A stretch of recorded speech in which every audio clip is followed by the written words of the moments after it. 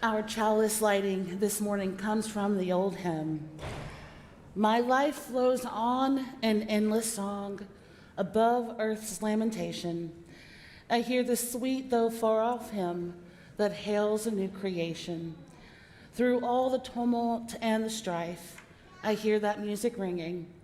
It sounds an echo in my soul. How can I keep from singing? Welcome to this place of community, spirit, and service, this place of co-creativity and lifelong learning, this place where we make a joyful noise, even in the midst of a world with so much struggle and so much suffering and so much sorrow. Whether this is your first time logging on or coming through these doors, or if this place feels just like home to you, there is a space for all of us among this beloved community. And what a special morning it is as we settle in to receive the gift of song. So we gather once more in a broken world to do what we can do to gather up the pieces and create something beautiful to carry us forward. And I now invite each of you to rise in body or spirit and do what you can to make a joyful noise with us this morning as we sing our opening hymn, Deck the Halls. The lyrics are on the back of your program.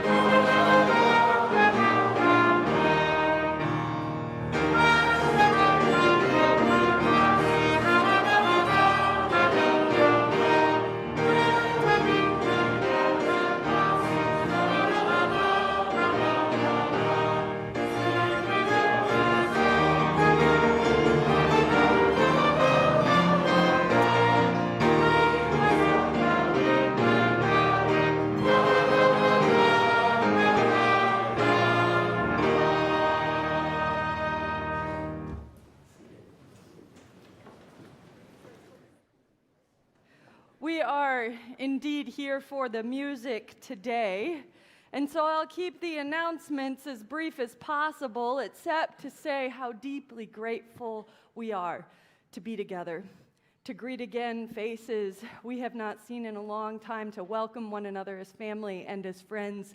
For this, our holiday music service, I want to remind you that we have assisted listening devices available in the back of the sanctuary, if that'll enable you to experience the wonders we're about to share a little bit more easily.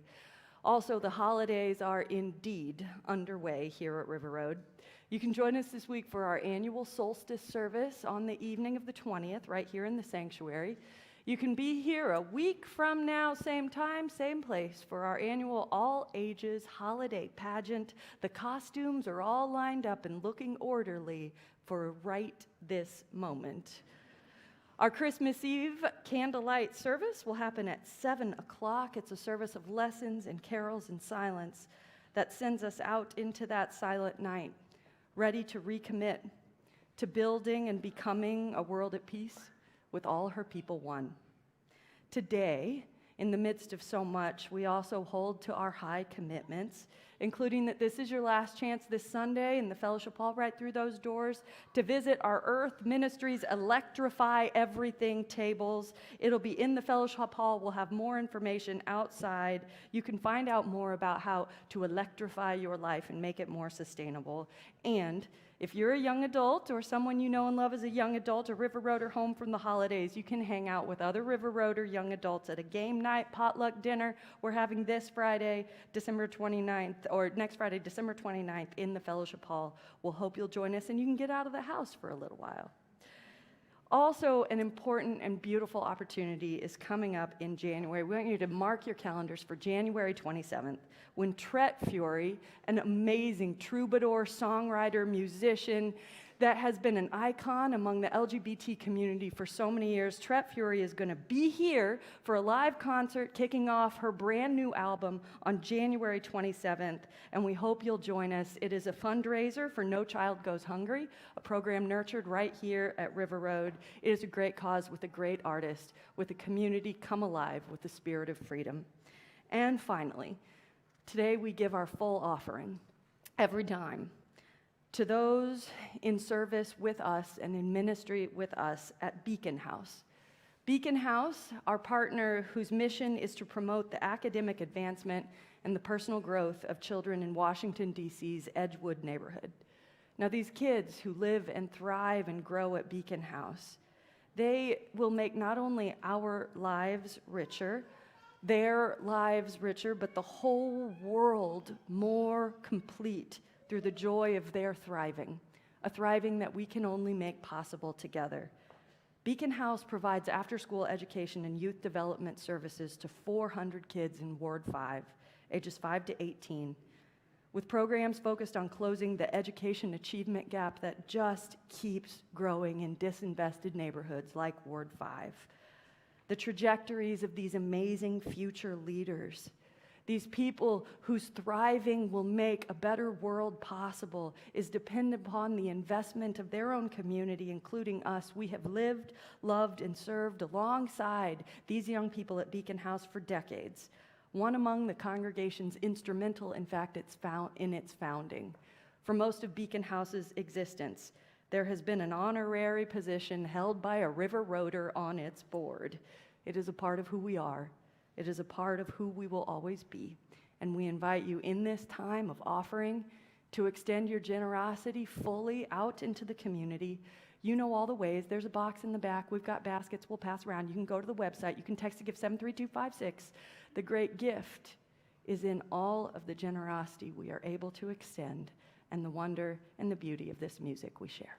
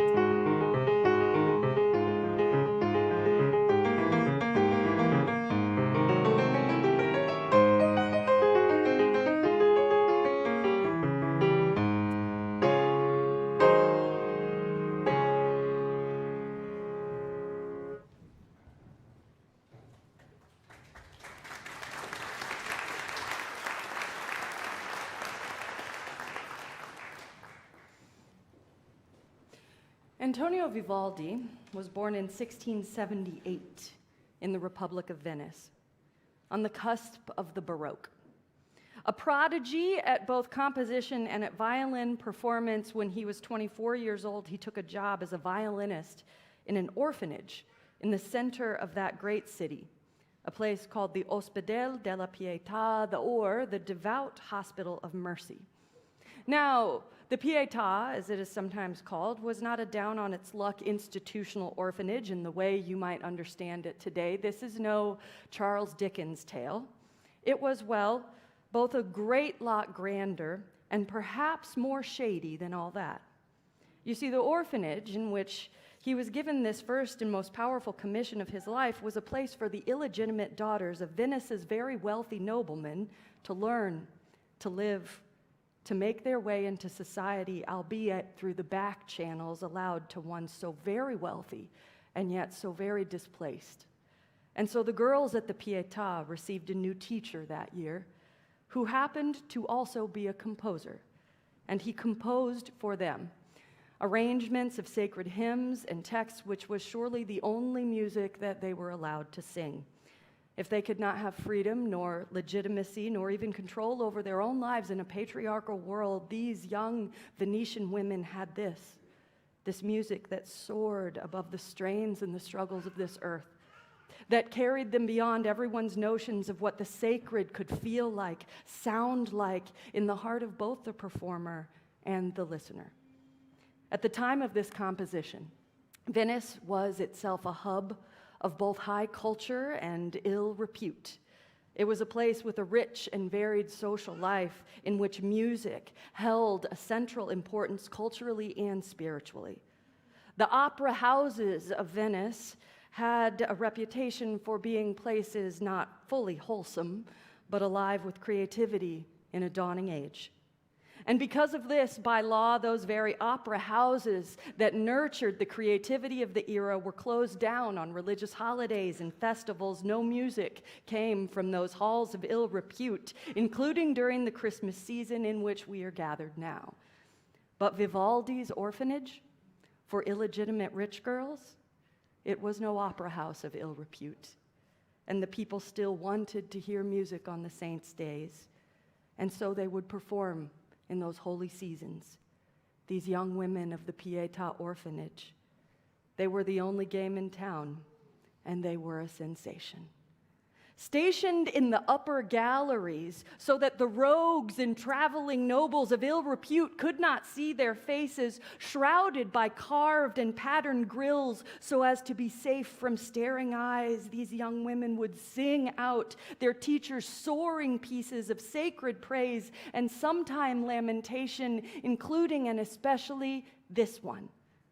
Today we know that this Gloria, one of three the artist composed and one of the most famous choral works in the world, is shared freely by choirs of many voices, unveiled and unashamed. The uprising of these notes bare before the world with the liberty of our praises singing out among us, even in the presence of so much pain. And so today we gather as another in a long line of those who seek to be uplifted by a spirit captured in art and a community brought together in song. In the midst of the holy seasons, we still seek after transcendence, and we think of the artist and the saints' days shrouded in mystery, and the voices that rose up from the galleries of the distant place, unseen, but so deeply heard, so deeply expressed, so deeply felt. Voices cut off from society, but singing praises to the holy through an art form that transcends everything that would veil us from one another.